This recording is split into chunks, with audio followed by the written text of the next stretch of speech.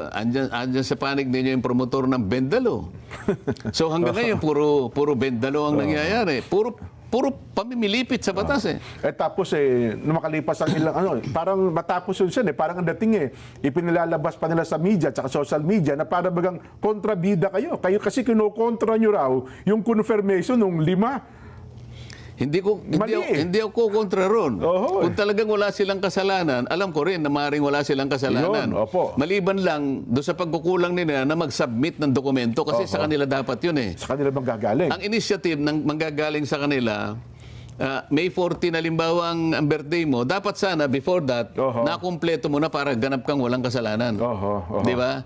Pangalawa, dapat kinausap nila yung contingent ng House of Representatives kasi sa tuntunin namin ang chairman ng Committee on National Defense ay House of Representatives. Si Congressman Joboy at ngayon, si Congressman Joboy ang dapat nagkaroon ng initiative, tumawag kagad sa secretary ng CA na ikasanin nyo ng ganitong araw kasi kawawa naman itong mga ito. So walang gumawa sa kanila. At ito namang mga, siguro walang nag-remind sa kanila para lahat ng dokumentong kinakailangan na maipasa nila right before their respective birthdays.